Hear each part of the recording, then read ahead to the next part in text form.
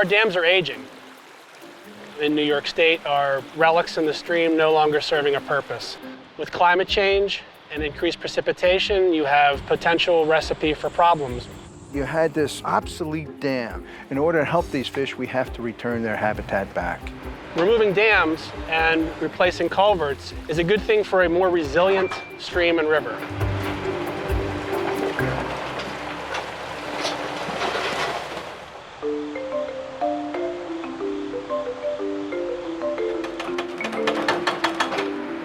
So what's happening here today is we're removing a dam on Quassia Creek.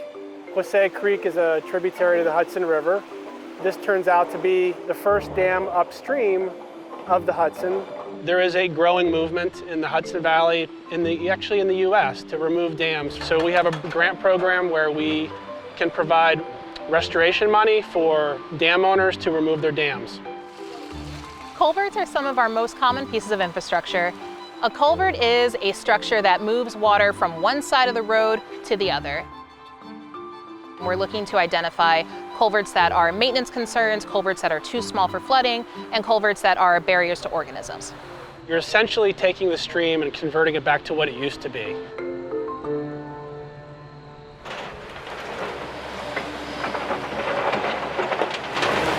Oh, 106 years.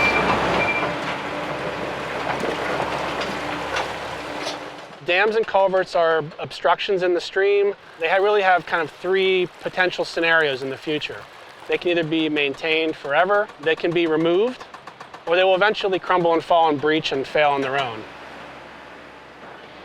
So I grew up in a small town outside of a city called Johnstown, Pennsylvania, where there has been a history of flooding events, in particular as they are related to dam failures, including when I was a child, that killed 80-some people. People in the city of Johnstown that my family knew, that went to my church. It's a memory that I have that still kind of pushes me toward removing dams because I understand the implications and kind of experienced that during some of my formative years.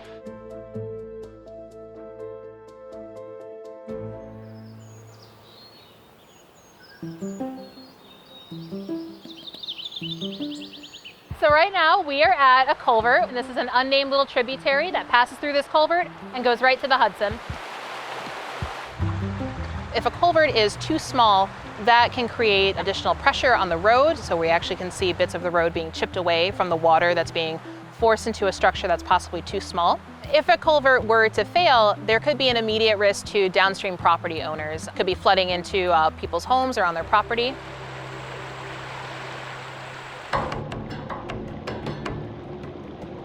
This is industrial infrastructure, kind of our legacy of our industrial past, blocking aquatic organism passage, rotting in place over time, and yet creating this lack of connectivity in the river system.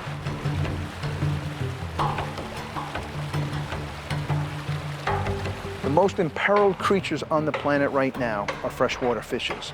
Much of that is due to dams. We are returning it back to the fish that have been dispossessed from this creek. They come in from the ocean, they move up to the Hudson, and then they come up the creek to spawn, and they're finally being returned home. We have to consider culverts when we're thinking about animals and fish. They can pose aquatic barriers, so preventing those organisms from moving upstream and downstream. From a fish passage perspective, this is a pretty bad culvert. If you follow the stream downwards, there's actually a little free fall. So if you're a fish coming up from the Hudson, you then have to jump over an artificial 3-foot barrier. When a culvert is at its best, it's essentially invisible to the stream. Fish are swimming through it and they have no idea that they're going through a piece of human infrastructure. And then that last stone's down.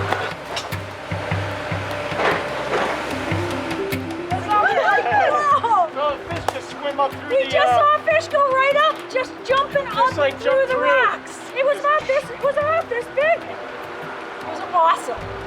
We passed our first fish. Woo!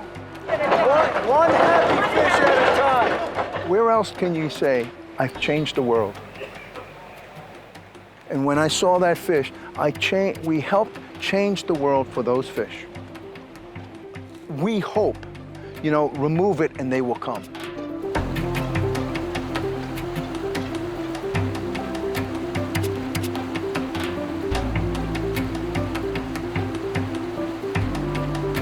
To see this free-flowing creek, there's nothing more joyous than that. There are so many people that are committed to helping the environment that I think this is a contagious movement.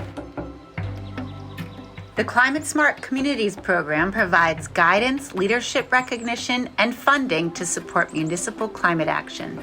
Removing dams and right-sizing culverts are examples of actions that communities can take to adapt to climate change and improve the resilience of local ecosystems.